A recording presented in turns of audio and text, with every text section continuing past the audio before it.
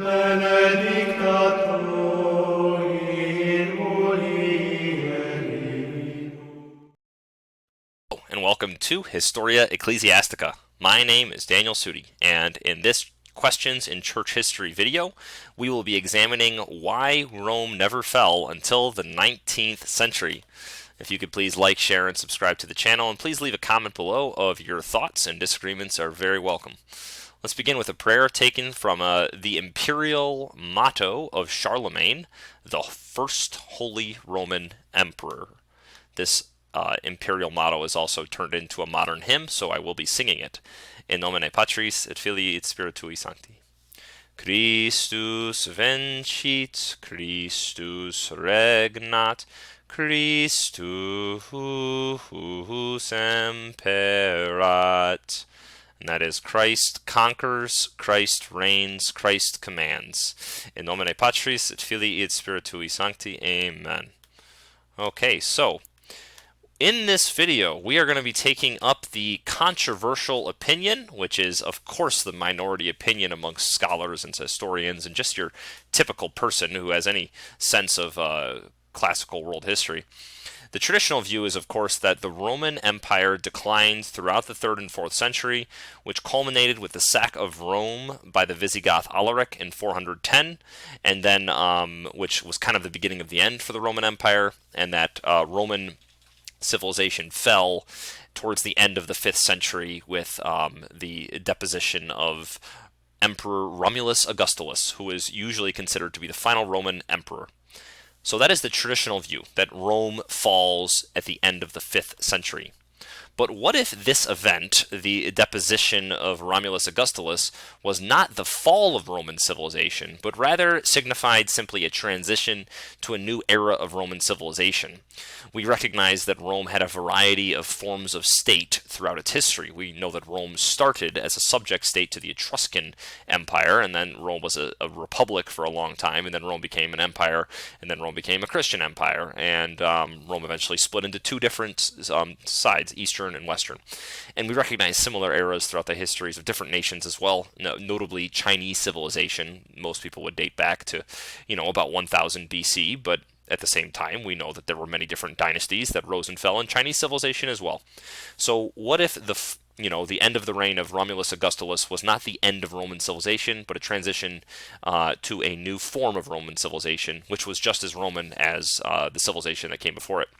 In this video, I believe that argument is laid out very clearly with different steps, and so we're going to look at all the reasons to reprocess all of medieval history as not separate from Roman civilization, but as being a new era of Roman civilization. In short, medieval Europe is sort of an illusion. It's really just Roman civilization.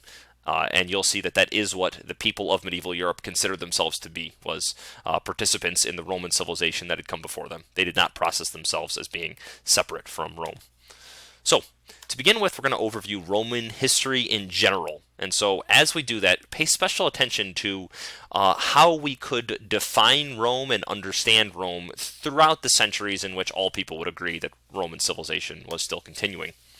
And so, to begin with, if we're going to talk about whether or not Roman civilization fell in the 5th century, we should really make sure we understand what exactly was or is Roman civilization. And so I'm going to propose this definition.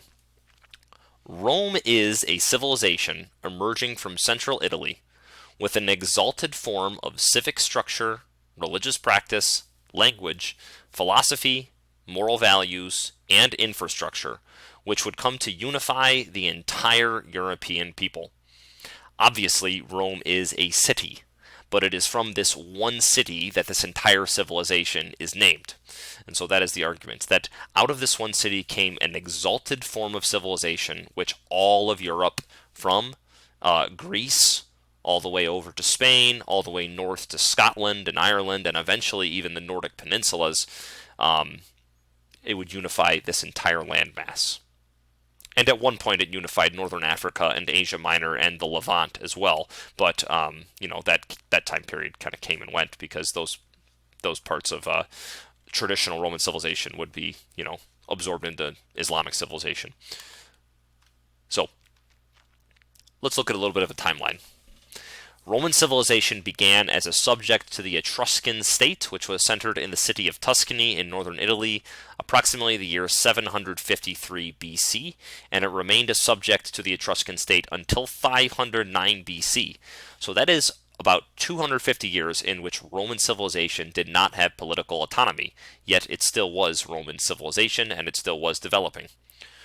In 509 BC, Rome was able to thrust off the yoke of the crown, and when it became independent, Rome opted not to coronate their own king, and they decided instead to form a republic. Now, this was in the year 509 BC, and for context, the democracy of Athens actually did not begin until 508 BC. And while I'm sure there were differences between the way that the Roman Senate operated and the way that the Athenian democracy operated, the Athenian democracy was more inclusive, of course, of more people participating in votes. But a very similar form of government started by both societies at approximately the same time period. So that period, in which Rome was ruled by the Senate, lasts from 509 all the way to 49 BC. However, towards the end of the Roman Senate period, there were big signs that it was no longer working, and it seemed a matter of time until there was a transition in the form of government that ruled Roman civilization. In 49 BC, Julius Caesar effectively ended the Republic by marching his army over the Tiber River, and began a period of turmoil and civil war in Roman civilization, in which there was a conflict between the old order of the Senate and then this new order of the imperial government. In 31 BC, this 18-year period of civil war and turmoil in Rome ended when Augustus Caesar, the heir to Julius Caesar, and his nephew ended this period of unrest, and this is usually considered to be the beginning of the Roman Empire. Augustus Caesar usually considered its first emperor. So this is a map approximately of the Roman Empire in the year 0 AD. Let's look at the relationship between the Roman Empire and the Jewish people, because this relationship would come to characterize the trajectory of Roman civilization beyond the first few centuries AD. In approximately the year 100 BC, Jews began to form communities in Rome, either as merchants or as freed slaves, and they began to build synagogues there. By 63 BC, Pompey annexed the independent kingdom of Judah as a client state of the Roman Empire. From 37 to 4 BC, Herod the Great ruled Judah as a vassal to Rome, and he was the one who erected an eagle over the temple, which caused unrest and was considered by some to be an abomination by all the faithful Jews, because this eagle was a symbol of the Roman Empire. In 6 AD, Rome established direct rule over Judea after complaints of Herod's rule, which could have been started by this unrest caused by him erecting the eagle over the temple. And so that's why when we read the Gospels, we have a governor who is ruling over Judah, because it was no longer ruled by the descendants of Herod. It was ruled directly by a Roman government. So, the Jewish people were admired by many Romans on the common level as embodying the classical cardinal virtues. Judaism was also revered for its antiquity. Moses was in fact older than Homer, and while we today might not value how old a set of beliefs was, this was something that ancient people took very seriously, was how long had your ideas survived, how old were they? And so Moses being older than Homer gave a lot of credibility to Judaism and to their religious laws. Many Romans practiced a pious appreciation for the God of the Jews, even while circumcision was a significant impediment to conversion. We read about in the Gospels, there was the Roman official whose daughter was ill that Jesus healed, and there was also Cornelius and his whole household, who were the leaders of the Roman legion, who Peter was sent to by the Holy Spirit to convert. And when Peter went to his home upon the invitation of Cornelius, Peter found Cornelius to be a pious pagan, a Gentile that is, who did worship the one true God, but had not become one with the people of Judah because of the impediment of circumcision, essentially. Everything changes with the crucifixion of God in 33 AD, which is at the hands of the Roman government. And the Jewish high priesthood and the Sanhedrin collaborating to murder God. But as our Lord tells us, unless the grain of wheat falling into the ground die, itself remaineth alone. But if it die, it bringeth forth much fruit. And it was from this great atrocity, the greatest crime in human history, but certainly also the greatest crime in Roman history, that Roman civilization would begin to experience the germination of the seed of grace that would begin to spread its roots all throughout Roman civilization after the blood of Christ was poured. If you want to learn more about the spread of the church through Roman civilization, I'd recommend you check out Book 1 of the Reign of the Apostles, Chapter 4, The Missionary Journeys, which just quickly overviews the ministries and the missions of all the apostles, including St. Paul, and it looks at how Roman civilization was able to be, how the foundation was laid for a Christian Roman civilization from the apostles of Jesus. And also coming in the future, in the next few months, will be not exactly an independent book, but there will be a series that I'll be releasing on specifically each apostle. Each apostle will receive his own video to really go into more depth about their missionary journeys. Please let me know in the comment section if that's something you'd be interested in, and maybe that'll get me to record those videos a little sooner. They're all ready to go. All the slideshows are ready. So Roman civilization continues as Christianity is spreading, usually at the common level, amongst peasants and poor people and even slaves, but also amongst, significant wealthy conversions were made, and this kind of helped protect the church. Even while it was technically illegal, there were significant wealthy and powerful conversions throughout the first 3 centuries. By the year 286 AD, the Roman Emperor Diocletian split the Roman Empire into 2 political divisions so that it could be administered more easily by Roman emperors who were reigning from either Rome or the East. In the year 312 AD, after Diocletian retired, who consequently Diocletian was the most brutal persecutor of Christians amongst any Roman emperors there ever been. And when he retired, one of his closest officials, his most powerful officials, his name was Constantine, and he was vying for power, for control of the Roman Empire that Diocletian had just retired from, with another official. And Constantine was the son of St. Helen, who was a Christian, and quite possibly raised Constantine to be Christian, but he didn't seem to take it very seriously as he became an adult. No doubt he would not have risen in Diocletian's court if he was a serious practicing Christian. But when he was preparing for battle, he saw a sign in the sky, and it was the sign of the cross and the Chi-Rho, the first 2 letters of Jesus' name in Greek. And he heard a voice saying, "With this sign you shall conquer." And so he took that sign of the cross and he had it painted on the shields of all of his soldiers. He ended up winning the battle. He became the Roman emperor, and from then on he promulgated the Edict of Milan, which made Christianity legal. And throughout his reign, Christianity would grow from becoming a legal religion of the Roman Empire to certainly being the favored religion of the Roman Empire, receiving huge donations by Constantine and also bishops in the Roman Catholic Church. Bishops throughout the church were given the same respect that a senator would have received, politically speaking. One example of that was that when they processed through the streets, candles were held before them to signify their honor in the Roman state. And so Christianity becomes the favored religion of Rome under Constantine's empire. And so under his reign, Roman society prostrated itself before Almighty God, turning from a pagan nation which was opposed to God to turning to a Christian nation, a Christian society. Now on this map, we see what would begin to develop as the patriarchates of the Roman Empire.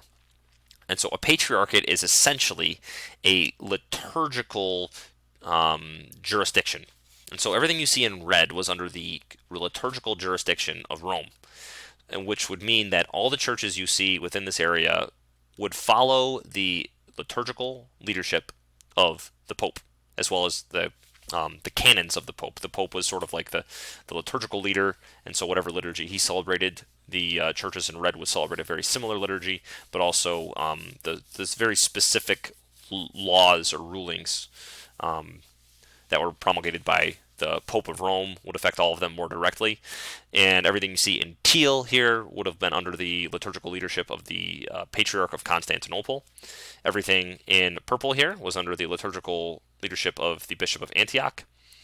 Everything in red here was under the liturgical leadership of the Patriarch of Jerusalem, which we did a video on not that long ago in Book 2, the Apostolic Fathers. And then everything in orange was under the liturgical leadership of the Bishop of Alexandria, who was the successor to Saint Mark.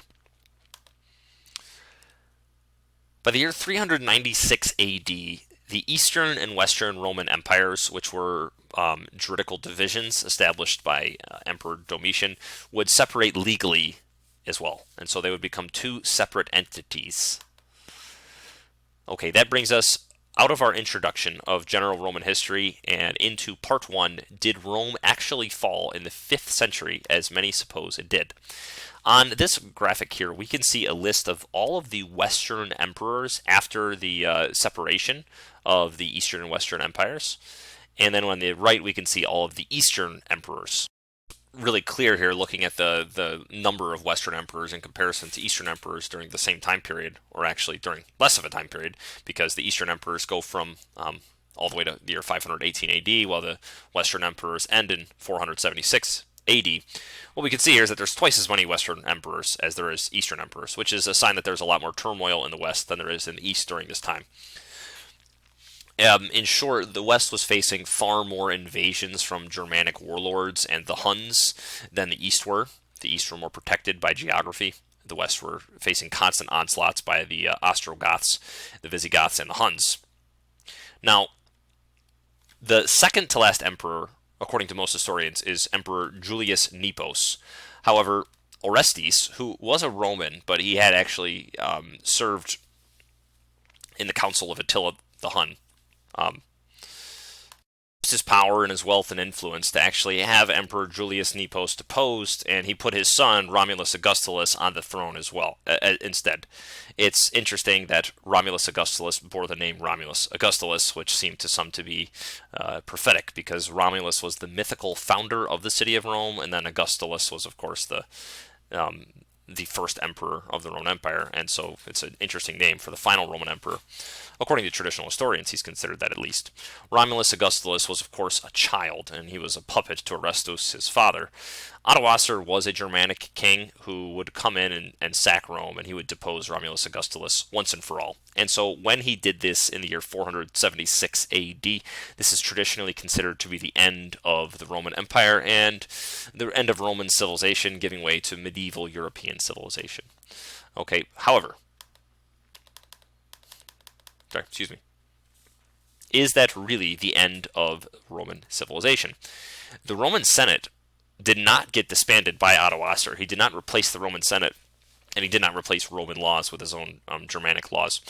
The Roman Senate actually recognized Odoacer as the king of Italy, and they cooperated with him as he distributed large tracts of land to his own nobility.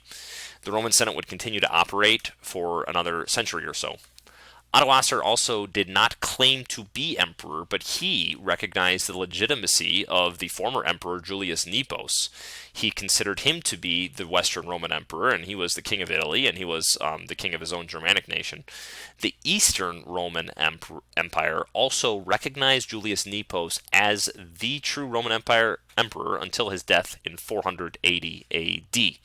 However, when Julius Nepos died in 480 AD, there would not be a new Western Roman emperor. So does that signal the end of the Western Roman Empire and Roman civilization in the West? Well, after Nepos' death, Odoacer was considered a duke of the Eastern Empire by the Eastern Emperor Zeno. And so he's considered a duke, which means that no, the city of Rome is no longer autonomous. And this is the first time that Rome has not been autonomous since the 6th century BC when they established a republic. But does that mean that their civilization is over?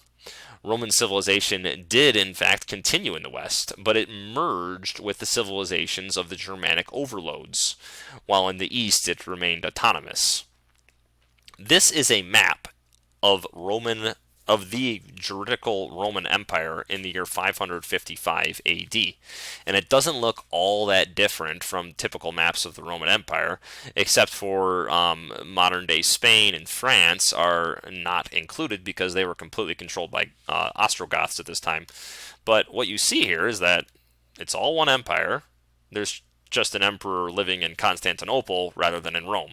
So Rome, the city, is now subject to the emperor of Constantinople, but the empire continues to exist. Rome itself, the city, is just not autonomous. But as we've said from the very beginning of this video, the city of Rome does not equal Roman civilization. Roman civilization has, by the 6th century, become something greater than the city of Rome. And let's consider this, okay? Yes, Julius Nepos is deposed. He dies, and there's no new Roman emperor. So the city of Rome is subject to the Eastern Roman Empire, and it's also subject to the direct rulership of these Germanic overlords. But does that mean the civilization ended?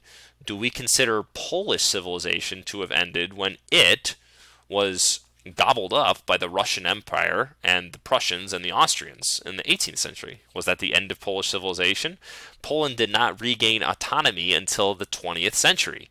And then it was usurped or gobbled up again by the Soviet Union, and it didn't really regain autonomy until the 1990s. But of course, Polish civilization still exists. So we argue here that yes, Rome did lose its autonomy to the Germans. Everyone knows that, but that doesn't mean their civilization ended. In fact, even while their government and their military could not stand up to the Germans, in fact, the power of their civilization would actually overwhelm the civilization of the Germans, and the Germanic civilization, the Gothic civilization, would end up giving way to the Roman civilization, which would conquer it and merge with it in a lot of ways. But we're going to see, as we enter what's called the medieval period, we're going to see Roman civilization actually continues to thrive even amongst those who are ethnically Germans. All right, let's continue the narrative. Ottowasser ends up being deposed by Theodoric the Great, who was actually at one point someone that he elevated to become the king of Italy when he was pursuing campaigns in the east. Theodoric the Great and Ottowasser ended up feuding, and Theodoric held a reconciliation banquet where he hoped to reconcile with Ottowasser, or so Ottowasser thought. Ottowasser showed up and he was murdered. So Theodoric the Great, the Arian Christian, ends up becoming the greatest Ostrogothic king of the Goths and the Romans. Theodoric preserved the social institutions of the Roman territory. Although he himself was an Arian, he did not interfere with the Trinitarian Catholic Church of Rome. He did not interfere with the rulings of the Pope, and so even though he is Arian, he has a certain level of respect for the papacy. Ostrogothic rule of Italy lasted until the middle of the 6th century. Theodoric the Great presented himself with all of the external trappings of a Roman emperor in his dress and in the processions with which he would march throughout the city of Rome. Although legally he did not possess or press for the rights of a Roman emperor or the title of that. He also, like Ottowasser, ruled the Romans through the Roman Senate, and he ruled them through their own Roman laws, preserving that element of the Roman state and the Roman civilization, even while he also ruled the Goths under his jurisdiction through his own people's Germanic laws. Another, if many consider, the period in which Theodoric was ruling the Romans to be a sign of the end of Roman civilization because he wasn't ethnically a Roman. He wasn't the first ruler of Rome who wasn't Roman. There were Roman emperors, in fact, who were predominantly ethnically Germanic. And another thing to consider is that from the 1700s all the way until 1912, the Qing dynasty ruled over all of China. And the Qing dynasty was not ethnically Han Chinese. The Qing dynasty ruled, and they had come from Manchuria, so they were ethnically a different race. Maybe in the West we don't appreciate that so much, but they are ethnically different from the Han. But nobody considers the Qing dynasty to be the end of Chinese civilization. Just a continuation of the same civilization, even while a different ethnic group who had adopted that civilization was now in power. So the Ostrogoths with Theodoric as the first Ostrogothic king, maintained a formal subject relationship with the Eastern Roman emperors, and so Rome would continue to be a subject state to the Eastern Roman Empire, although they did engage in conflicts for territory with their Eastern Roman emperors from time to time. In one instance, Pope Symmachus actually supported the Ostrogoths' conflict with Emperor Anastasius, so there was an instance in which the Pope was supporting an Arian Ostrogoth over the Eastern Roman Emperor because Anastasius was professing monophysite beliefs. The Ostrogothic kingdom of Italy ended in the middle of the 6th century when the Eastern Roman Empire consolidated control of the peninsula and expelled the Ostrogoths. By this time, the Catholic Frankish king Clovis had begun to engage in conflicts with the Goths in defense of orthodoxy. And so the Frankish would end up becoming the French. They are a Germanic people similar to the Goths, but the Franks, ruled by King Clovis, were true to the Trinitarian Catholic faith. The Roman Senate ceased to operate as a governing body around the year 580 AD, and so there is a significant transition here. The Roman Senate had been operating for over 1,000 years, but just because one form of statecraft had no longer really been effective, especially after over a century of Gothic direct rule, the Senate had ceased to serve its purpose, and so the Senate would disband around the year 580 AD. Around the year 568 AD, the Lombards would begin to dominate in Italy, and they would be encroaching upon Rome, trying to conquer that as well. The Lombards are another Germanic group who also profess Arianism. They would continue to press for control of all of Italy until about the year 774 AD. For context, this is the exact time period in which the Filioque was added to the Creed in the West, and during this addition to the Nicene Creed was added during the Third Council of Toledo in 589 AD, which is about 20 years after the Lombards began to encroach into Italy. And this addition to the creed was made due to the threat of the spread of Arian belief under the Lombards, which rejected the divinity of Jesus and the Holy Spirit. And so the Filioque affirms the role of the divine Son in the proceeding of the Holy Spirit from both the Father and the Son. And so it affirms a belief which very few Eastern Orthodox would consider to be heretical, but it affirmed that belief in the Creed due to the threat of Arianism. Most Eastern Orthodox objections to the Filioque are not due to it being heretical, but are due to it being done without the consent of the Eastern bishops. And the Pope does not require that consent, especially because the Filioque was added to the Creed during the Third Council of Toledo to respond to a threat which was prominent in the West, and not necessarily in the East, where they weren't being constantly threatened by Arians. That leads us to Charlemagne, the Holy Roman Emperor. The Germanic Arian Lombards had invaded Italy, but they had never established a coherent state as the Goths had. Ultimately, the Pope never allied himself with the Lombards as he had with different Ostrogothic rulers. He ended up allying himself with the Germanic Franks, who were Catholic. Under the rule of Charlemagne, the Lombards were expelled from Italy once and for all.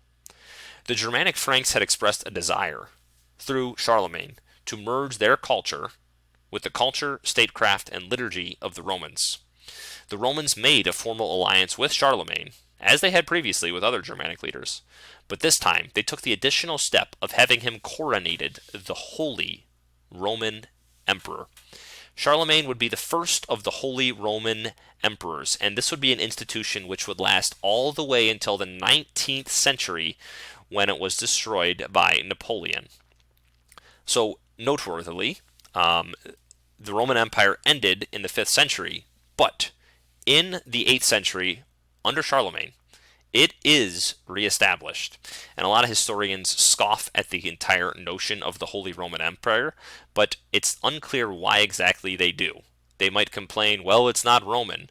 Well, Charlemagne was Germanic, that's true. As we said, there were different Roman emperors who did have Germanic ethnicity.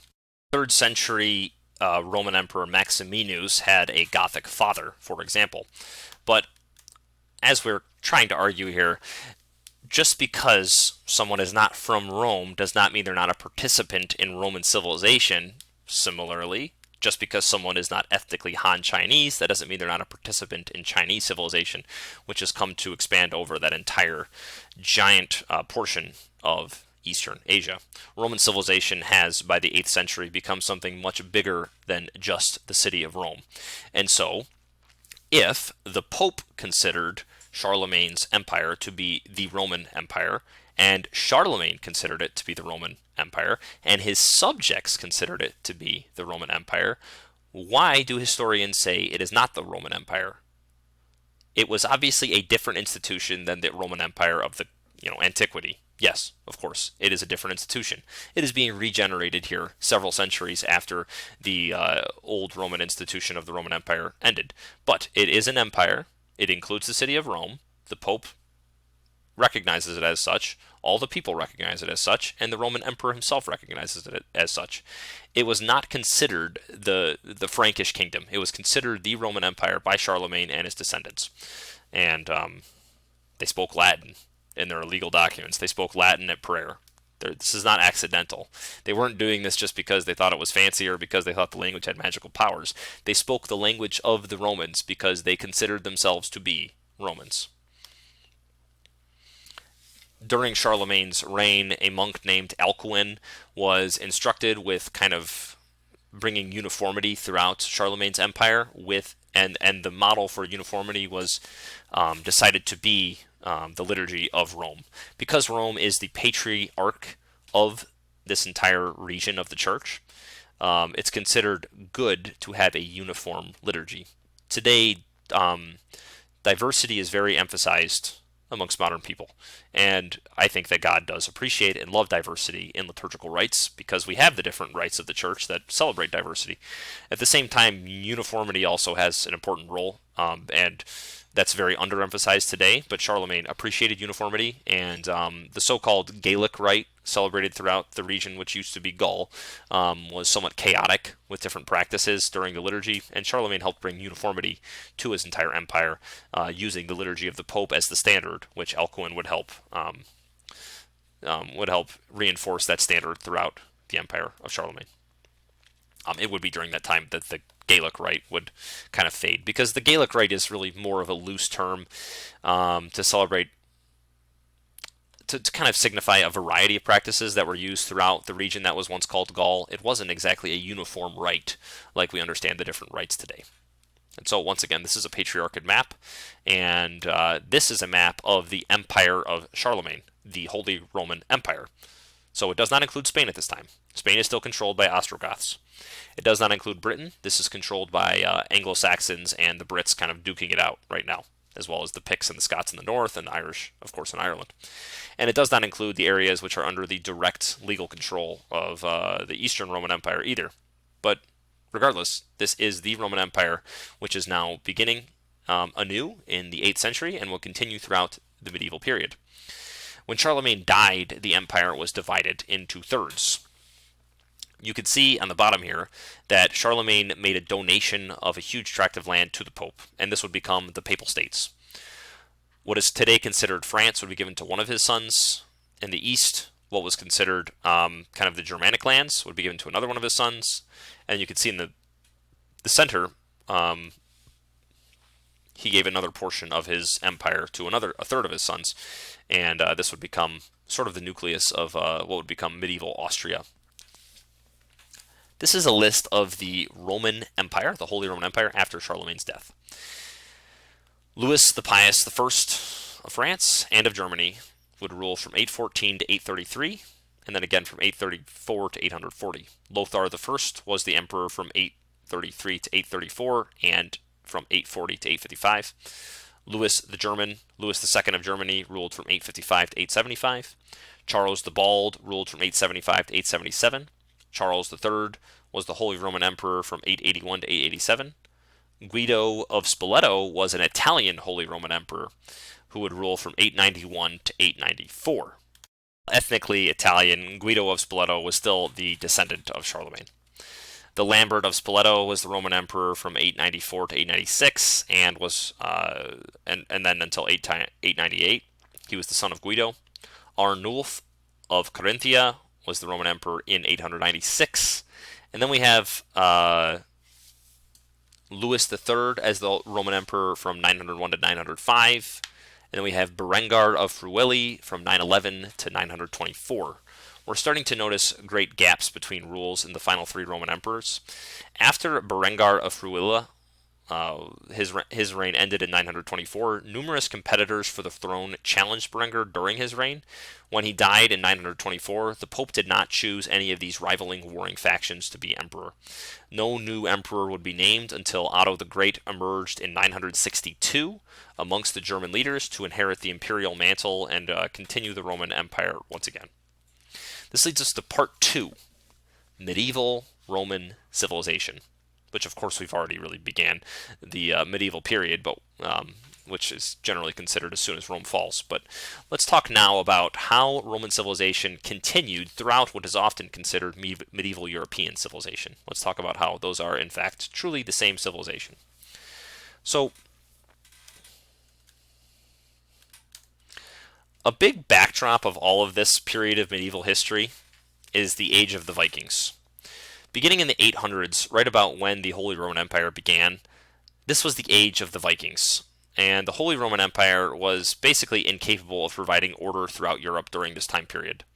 Now, later, the Vikings would convert to become participants in Roman Catholic civilization, beginning in the 10th century. But before that, the Holy Roman Empire was not able to keep peace and order, as they constantly invaded throughout all the coastal lands and monasteries. In this period of great turmoil, feudalism was the bond of loyalty between lords and vassals, in which men swore fealty to their lords, promising them service in arms when needed in exchange for protection. In time, this promise of military service was transferred towards supplying knights for battle to lords.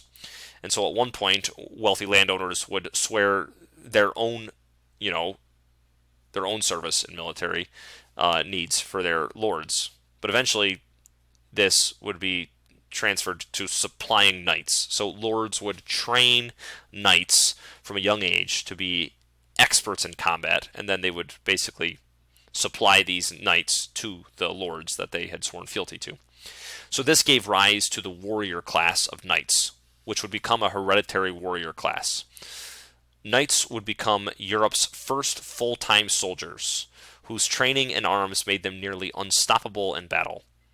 However, following the carnal laws of spoil, these knights often engaged in the spoils and the carnal pleasures of conquest, and this would bring shame to Latin civilization, especially to a Christian Latin civilization. But I hope this slide helps us consider how the disorder caused by the Viking raids, as well as just the agricultural inconsistencies of this time period, in which there were really no agricultural surpluses. This shows us how those challenges led to the Holy Roman Empire not quite being strong enough to provide order, which caused people to turn to the system of feudalism, and then feudalism was really based upon the oath of fealty between a lord and his vassals, and the vassals who were wealthy began to supply knights to the lords, which then began this warrior class of knights, which would become a very signature part of medieval history. When we consider the medieval knight, a lot of us think of them as quite different from Roman soldiers in the way that we imagine them. And so this presents a significant and really a non-critical reason that many conceptualize a difference between Roman and medieval European civilization, that they just looked so different in combat, in our opinions. Visually, there seems to be a big gulf between Greco-Roman warfare styles with, the turtle shell formation and the phalanx from Greek warfare, and the style of warfare we are used to seeing in medieval armies in movies or whatnot. But this was, in fact, preceded by a transitional period between the traditional Roman style of combat and warfare and the medieval European mounted warrior style. The disciplined Greco-Roman phalanx or legionary formation would ultimately become very ineffective against barbarian hordes beginning in the 3rd century. So during the 3rd century, when the main military threat the Romans faced was barbarian hordes, such as the Huns, this led to the de-emphasis of the infantry and the emphasis on cavalry soldiers. And so in the late 2nd century onwards, the Roman military began to feature more and more cataphracts. And so we can see in this wonderful diagram here the transition of Roman infantrymen or Roman cavalrymen to be more and more heavily mounted and more proficient at fighting while on horseback. We see on the right a late Roman cataphract, which resembles very much so a medieval knight. So here I have a side-by-side of a Roman cataphract with a medieval knight. And besides the upgrades in armor from this leather armor or this chainmail armor to these plates, these look very similar. And you can see how the medieval knight is really just a continuation of the late Roman preferred soldier. Charlemagne's military would have looked as you see here. So they had, in Charlemagne's military, they had infantrymen who wore shields which were similar to Roman shields. The mounted warrior was a big part of Charlemagne's army. Take a look here at this soldier, and you can see that that looks very similar to what you typically imagine when you imagine a Roman soldier. So in our minds, there's a big gulf between the Roman legionary and the medieval knight, but in reality, there was a pretty gradual transition to where the actual medieval soldier would not have seen himself as being all that different from the soldiers who came before him.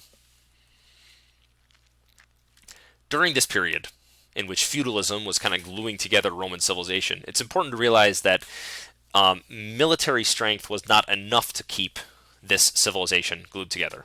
And it was most definitely the Catholic Church which truly glued together this civilization, which we are referring to as Roman civilization. It was monasteries that would spread the light of the liturgy, that would spread the light of the Psalms, which would keep the flame of literacy alive and would educate the masses and provide hospitality and even hospitals and to travelers and to those that were ill. So it was monasteries that kept civilization alive. It was monasteries that would drain swamps and turn them into farmlands to spread Roman practices of agriculture, eventually preparing, what we'll call Northern Roman civilization, which many call medieval European civilization, which would prepare them to eventually grow agricultural surpluses again, which would allow this civilization to urbanize beginning around the 12th century. The episcopacy or the hierarchy would cement communities and cities under the leadership, the spiritual leadership, and the cultural leadership of bishops who were all in communion with the Pope, which was keeping this entire Roman civilization centered in the city of Rome under the spiritual guidance of the Pope.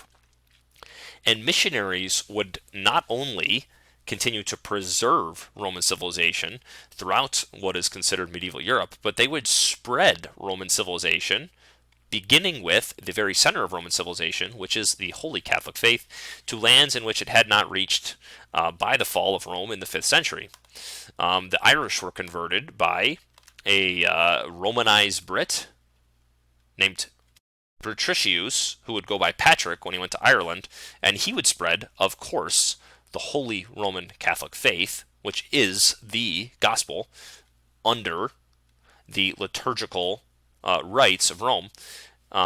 He would spread that throughout Ireland, and so he would begin the process of assimilating the Irish, a savage, barbaric people, which I say, half in jest, but it's true. They were a savage, barbaric people. And he would begin the process of assimilating them within the full mantle of Roman civilization, which had spread throughout the continent at this time. The Anglo-Saxons would be converted and assimilated into Roman civilization by the 7th century under the missionary work of St. Augustine of Canterbury. It was St. Gregory the Great who had seen an Anglo-Saxon slave for sale in Rome, and he thought he looked very angelic. When he asked an advisor what nation this young boy, this slave, was from, the advisor said that he was an Anglo-Saxon, and then with a play on words, St. Gregory said he was not from the land of Anglo-Saxons, he was from the land of angels. He would inquire where this was. He sent St. Augustine of Canterbury to go and evangelize to them, and St. Augustine of Canterbury would begin the process of spreading the light of the gospel throughout the lands of the Anglo-Saxons, which would become England, and he would also, of course, spread Roman civilization and the Roman ways there as well. The Vikings themselves would become assimilated into Roman civilization in the 900s AD when they accepted the gospel and they accepted the Pope as their spiritual patriarch in all matters canonical and liturgical. The Poles would be converted in 966 AD as well. And by the year 1000 AD, what we see here is a map of Europe. And everything you see shaded in by this point had accepted the light of the gospel. Now, down here in Africa, we now have the Fatimid Caliphate of the Muslims. But everything you see north of Spain has accepted the gospel, and in a sense is a participant in Roman civilization, especially everything you see shaded between these bright red lines, which is the Holy Roman Empire, which everybody considered it to be, and it bore the flag and the crest of the Roman Empire, and it considered itself to be a continuation of the traditions of Rome. And even outside of the Holy Roman Empire, in the kingdoms of France and Burgundy and England and even Ireland and Scotland, they're still participating in Roman civilization, even if they're not considered a part of the juridical empire of the Roman Empire. Is there any evidence that these different nations, from the French to the English to the Irish to the Poles, is there any evidence that these people saw themselves as members of Roman civilization? Definitely. One bit of evidence is Roman founding myths, which include the British. The British, well, it's obviously, most would consider this to be fabricated, but there was a popular founding myth of the British people in which Brutus, who was a participant in Aeneas's crew and had escaped from Troy when it was being destroyed in the Iliad story, Brutus would go off to found the British people. And of course this is considered not to be historically accurate by most historians, but the fact that this was a popular story throughout medieval history shows the longing that the Brits had, the English that is, that they had to consider themselves to be a part of the Roman tradition. To be able to say, see, we are one with the people who had founded the city of Rome. But even bigger evidence that people throughout all the civilizations you see on this map considered themselves to be a part of Roman civilization was the fact that they used Latin for their important documents, and especially for their liturgy. They don't use Latin by accident. They use Latin, the language of the Romans, the language of Rome, because they consider themselves to be naturally a part of that civilization. They also all looked to Justinian's law code as the most exalted law code that was possible. So the Justinian law code was developed by the Eastern Roman Emperor in 529 AD. It is the foundation of the civil law code still in use today in almost all Western nations. Medieval European jurists especially considered Justinian's code to have been the actualized, perfected law code. And so they considered their own attempts to write laws to be simply an attempt to recreate the true Justinian law code. Some argue that European historiography actually developed out of the simple chronicle style of historiography of the medieval monasteries into a more critical model, because so many jurists were attempting to decode, in a sense, or unravel the true Justinian law code from all of the historical accrements that had been piled on top of it. And so some say this is when Europe developed a more critical historiography, was the attempt to find the true Justinian law code. Now, all of that is to say that this is all these European civilizations trying to actualize the law code of Justinian, a Roman emperor, because they all consider themselves to be a part of that civilization. Law is, in fact, still the basis of the law codes used throughout Latin America and most of continental Europe today. So, continued civil war, you might say, continued to plague Roman Catholic civilization throughout the medieval period, similar to how the Warring States periods plagued different eras of Chinese history in between the periods of strong central leadership. And as the different Roman Catholic civilizations fought wars with one another throughout the medieval period, this was inconsistent with the values of the converted barbarian peoples who had become Christian. It was inconsistent with these values to fight wars with one another. The sanctification of the knighthood took place under the guidance of Saint Bernard of Clairvaux. Saint Bernard, who was considered the great medieval doctor, bemoaned that many knights were servants of Satan rather than of the one true God. Latin civilization and the knights themselves responded to this crisis of martial immorality by developing what was called the Code of Chivalry. This code bound the fierce military strength of the knights to a code of morality, honor, loyalty, and Christian ethics. Knights were shamed who used their power for their own gain, and knights were honored who used their power to defend the weak and nobly serve his lord or lady. The Arthurian literature of the late Middle Ages depicts honorable knights as loyal servants of their king, defenders of the poor, defenders of women, and pious Christians. This late medieval sense of the Christian knight and war ethics in general would not have been possible without the formation of the military orders, who were the greatest beacon of what it meant to be a holy knight. And I hope it's clear that I'm not glorifying warfare or saying that engaging in warfare does not present significant moral challenges. Obviously, taking the life of another person, even when done by the holiest of warriors, is a tremendous burden on anyone's soul. But because this burden was deemed to be necessary during this time period, it's very noteworthy that because of this merger of Christian values with this highly trained warrior class of knights, because of this merger, we have the notion of chivalry. We're going to talk now a little bit about the formation of these holy order of knights, which were basically knights/monks. But to do so, we need to talk a little bit about the Crusades and what the Crusades show us about Roman civilization throughout the medieval period. And so, around the year 1100, the Muslim empires of Africa and Spain and the Levant had conquered all of Asia Minor, basically, and were beginning to set their eyes on the heartland of Roman civilization, which is Europe. The Crusades would stand, in response to these Muslim encroachments, as a counter-witness to the intra-societal warring states period of medieval Roman civilization. During the crusading period, Roman states banded together as a common society to defend Roman civilization from Muslim encroachments. And so even though the different states within Roman civilization had plenty of conflicts with one another, they still were able to band together because they saw enough unity between one another as a civilization to band together to fight the Muslims. Muslim domination, we should note that Muslim domination of periods of places in the East and in Africa and in Spain, and later in Greece, would always follow a nation's apostasy into heresy or schism. So, the Nestorian heresies, for example, which denied the single personhood of Jesus, which resulted in a schism, would affect the Christians of Syria, especially the Assyrian Christians, would become Nestorian, and the people we now call Chaldeans, they were Nestorian as well during this time.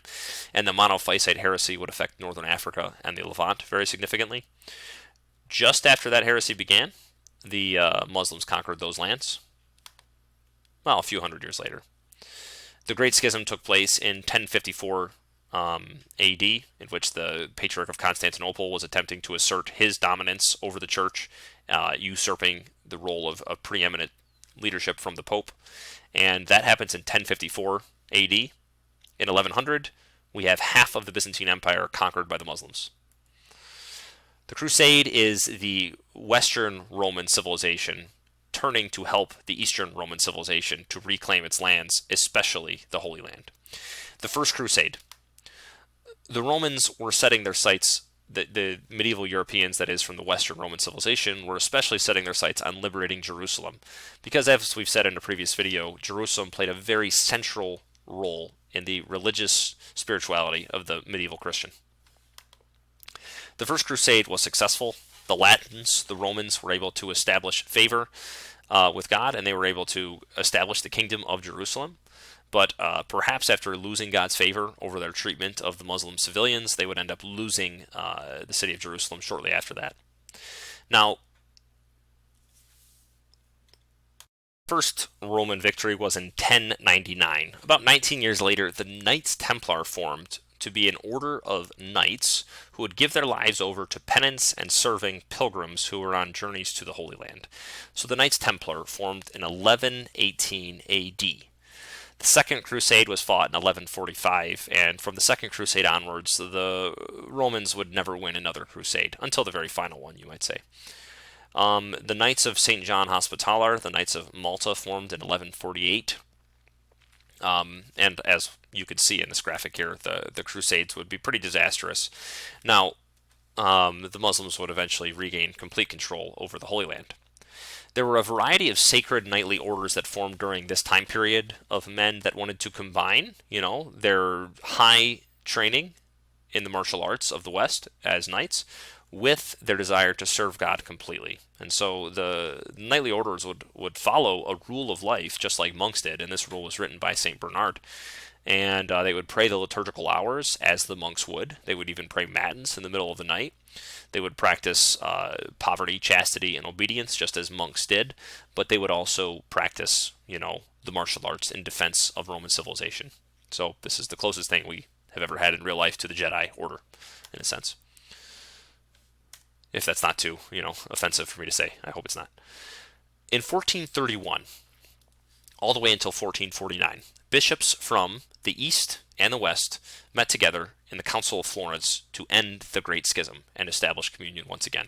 And all impediments to communion between the Eastern churches and the Western churches, especially those of Constantinople and of Rome, of all of Roman civilization, were erased. The East established papal supremacy as a valid doctrine, and they also agreed that the filioque was not heretical, it was just fine.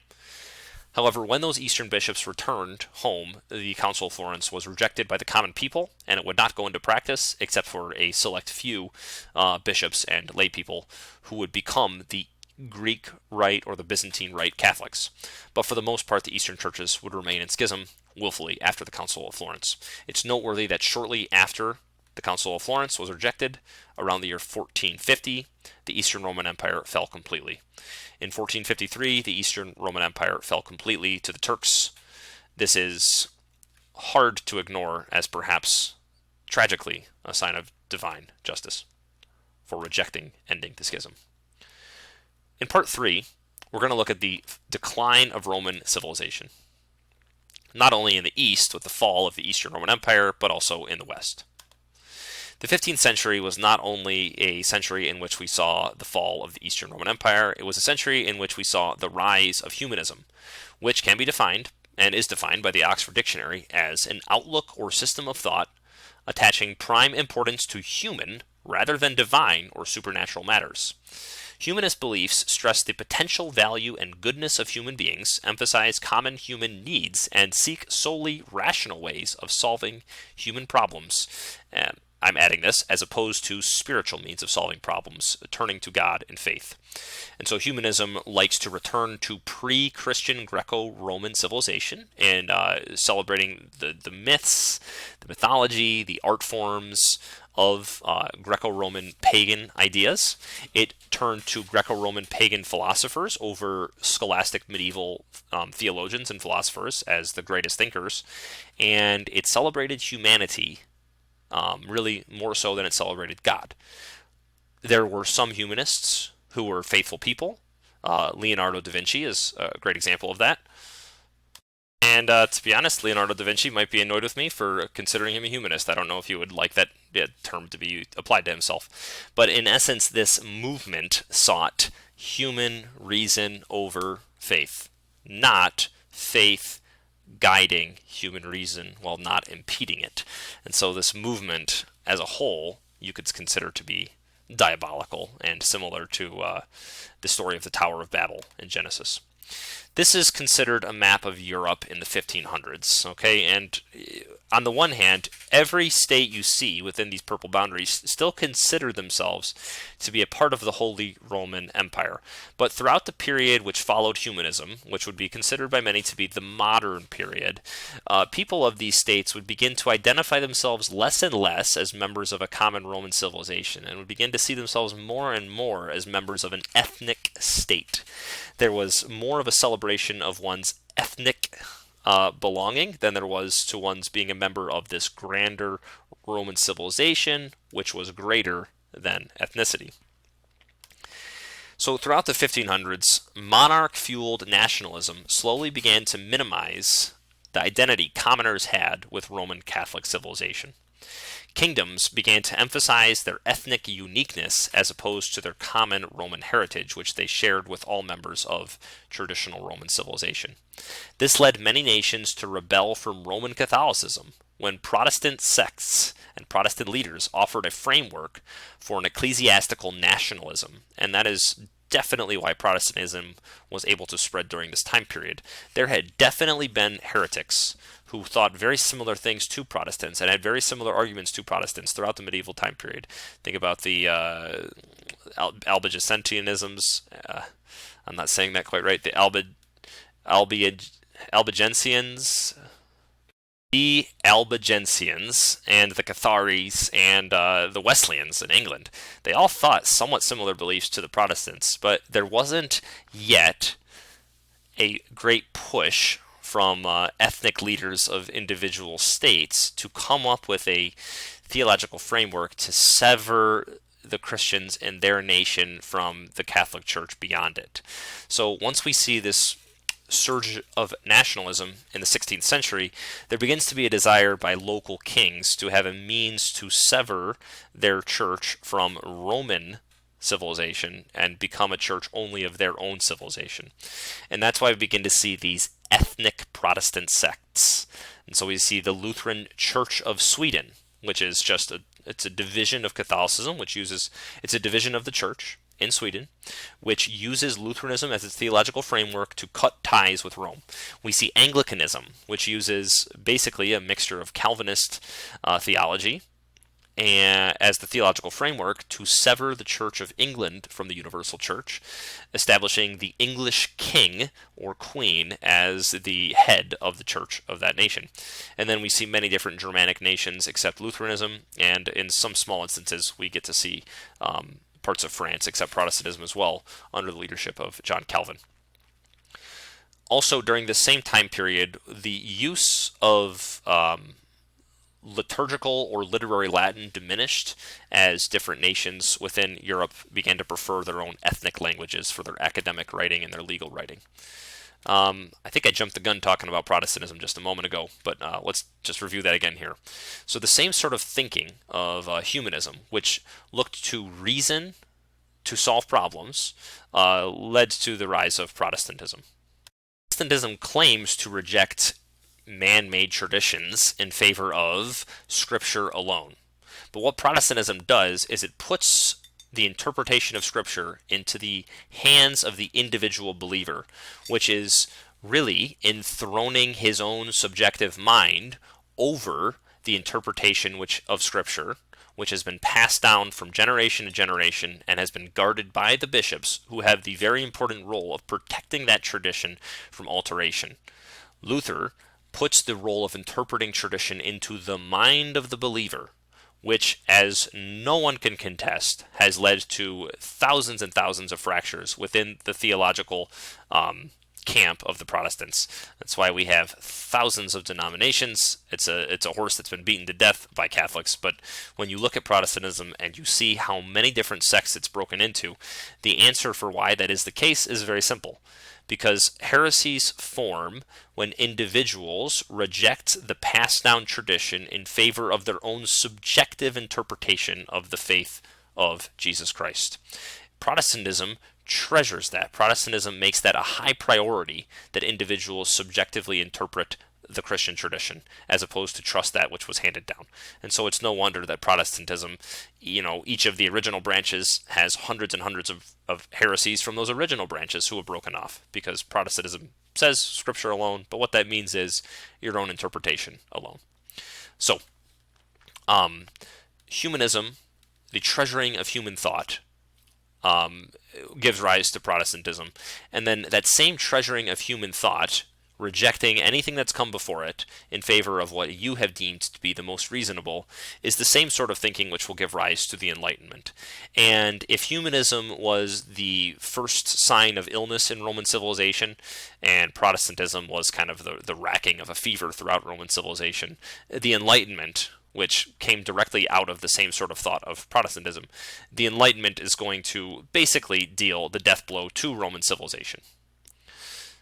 And so, to sum up, the cancer of humanism would consume the organism of Roman civilization. Roman civilization, as a result of this chain of thoughts and the result of this sort of thinking, would largely be replaced by proud ethnic states which rejected their Roman Catholic religious and cultural heritage. These ethnic states would come eventually to embody the love of this world and spread this love throughout the world during the 19th and 20th centuries after being formalized into the Enlightenment political and philosophical schools. We have an Enlightenment thinker, of course, Voltaire, some would consider to be sort of the founder of the Enlightenment, say a famous quote, which really shows how people by the 18th century have really drifted far from the notion of a Roman Catholic society. He said, "The Holy Roman Empire is neither holy nor Roman nor an empire." When he said this, this quote, of course, spread because many, many people could relate to it, and many, many people thought the same way that he did. But this was not the way people thought during the medieval period. So Voltaire is speaking to a post-humanist, post-Protestant, beginning an Enlightenment inspired society. And so at that point, the idea that all of these ethnic states were one Roman civilization was completely ridiculous. But that was not ridiculous to the medieval person, who prized their membership in a society that was defined by a certain set of values and traditions and customs, which was guided by the Pope, who was the spiritual head of all of Roman civilization. This was valued more than just being a part of one small ethnic state. And we take for granted that in Europe, at least, the ethnic state, the nation state, which is what ethnic state means, is a nation state, because nation means ethnicity. We take for granted that the nation state is the highest form of political distribution of people throughout the world. But there's zero reason to say that the ethnic state is the most exalted form of political distribution of mankind. What should be valued is the best form of state, which leads to the most human flourishing, which is especially under God's laws. And that's what Roman civilization was for many, many centuries. But alas, Voltaire did not believe that. Voltaire believed in the ethnic state, which allows him to make this little joke here that many people still relate to today. 1806, we can say, is the actual fall of Roman civilization. 1806 is the year that the Holy Roman Empire was destroyed by Napoleon. So 1806, he conquered the Roman Empire, which still bore this flag. And this symbol you might recognize from the flag of Albania, for example, of the two-headed eagle facing all the way to the east and the west. This is the symbol of the Roman Empire. It would have been flown in ancient Rome above imperial buildings. It would be replaced by the Confederation of the Rhine, and Napoleon would put his own leader in charge of it. But it's interesting that Napoleon felt the need to rename it, because Napoleon was a bastard son of the Enlightenment, and he firmly did not believe in the notion of a Roman society. And so he ends up conquering the Holy Roman Empire, and instead of just putting his own person in charge of it, he renames it the Confederation of the Rhine, which is to be Enlightenment-inspired state, which is over an ethnic group, the Germanic people, who were in that region. It was not to be it was not to bear the name of the Roman civilization that it once was the leader of. Napoleon did not only attempt to destroy the last remnants of the Roman state. He also attempted to destroy Roman religion too. He had multiple popes imprisoned. One pope died in custody. It was Pope Pius VI, and then Pope Pius VII was also arrested by Napoleon, but he would end up outliving Napoleon's reign, and he would be able to return to Rome. That was Pope Pius VII. In the beginning of the 20th century, which is the cherry on top of Enlightenment-inspired ethnic states, we see the complete rejection of a common Roman Catholic identity and the exaltation of ethnic partitions. The exaltation of the ethnic partitions of the different groups throughout Europe would be the cause of World War I. When people say it was caused as a sort of accident of numerous alliances, which, bound together all the different nations of Europe and then sort of forced them all to fight a giant world war, that's not true. And I think most people would know that's not true. Yes, there were a lot of alliances which were complicated, but nobody was accidentally thrust into World War I. These nations all delighted in going to war with one another, especially the French and the Germans and the English and the Germans, because they delighted in their ethnic identities, and they wanted to be the dominant ethnic power throughout Europe. And so most people would condemn most people kind of recognize that nationalism was a problem in World War I, and they condemn nationalism as a sort of conservative ideal, but it's anything but a conservative ideal.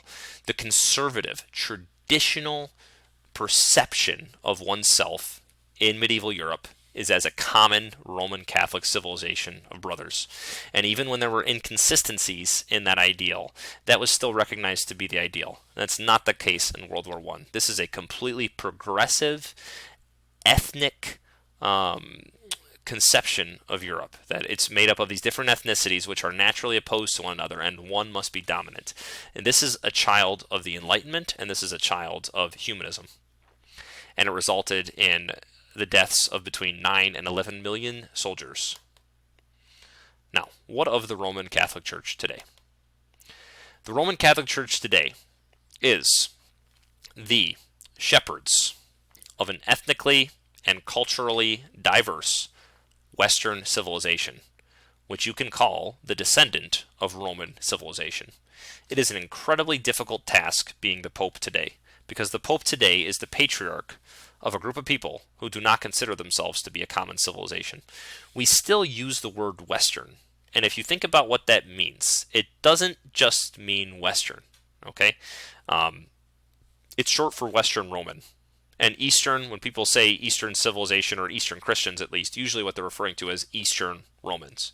You wouldn't use the same, you might say Eastern Christian and then you'd say Oriental Christian. Well, Oriental is Latin for Eastern, so it's kind of weird. But we know what it stands for. Western civilization means Western Roman civilization. It's the descendants of a civilization that once identified as Roman. The Pope has an incredibly difficult task, because the Pope today, and the bishops today, and all pastors today, have the job of shepherding a people who do not know what civilization they belong to. We are still living in a civilization that, like Napoleon, revolts at the idea of being unified under Roman ideals and under Roman Catholic ideas, especially.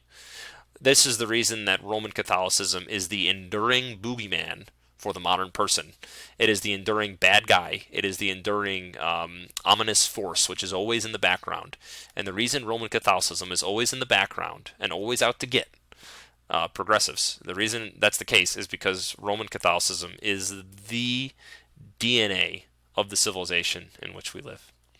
It's the job of pastors today, it's the job of bishops, it's the job of the Pope today to not only shepherd these people, but tenderly, lovingly call them home into the civilization from which they've all come. And it's important to always recall that at the very heart of Roman civilization is not Aristotle or Plato or Julius Caesar, but at the very heart of Roman civilization, thanks be to God, is the precious blood of Christ. And because the precious blood of Christ and the precious immolated body of Christ will always be adored in the Roman Catholic Church, anyone in Western civilization can always return home by simply driving to their closest Catholic church, falling on their knees, and they will be embraced by their Father in heaven, and they will be one with their own heritage. Now, people talk a lot about cultural imperialism. People talk a lot about how the West has invaded the rest of the world, and this map kind of shows that with Western brands, which have become very popular throughout the world. And I can say that even in the most rural mountains of on the way to Machu Picchu, I could find ads for Coca-Cola, and the same thing in China, you could find McDonald's and Starbucks or whatever. Now, while our businesses have taken over, and while a lot of Western customs have taken over, Western clothing, Western music, Western TV, Western moral filth, the first society to be conquered by this modern West was the West. The West conquered the West. The first victim of the modern West was Roman civilization. Roman civilization fell to a new Roman civilization, or a new Western civilization that rejected everything about its past, like a rebellious teenager. But we, who are members of the church, must lovingly embrace and reach out to the whole Western civilization, all of our brothers and sisters in all the countries we live in, and invite them back home to the altar. Let's close with a prayer. On the feast day of the Holy Trinity, we'll pray the Gloria. In nomine Patri et Filii et Spiritui Sancti. Gloria Patri et Filio et Spiritui Sancto. Sicut erat in principio et nunc et semper et in saecula saeculorum. Amen. Thank you very much. Please go ahead and leave a like if you haven't already, and I hope to see you next time. May God please grow whatever good I've said in your heart, and may He remove anything that I said that was incorrect. All right, see you next time. Bye.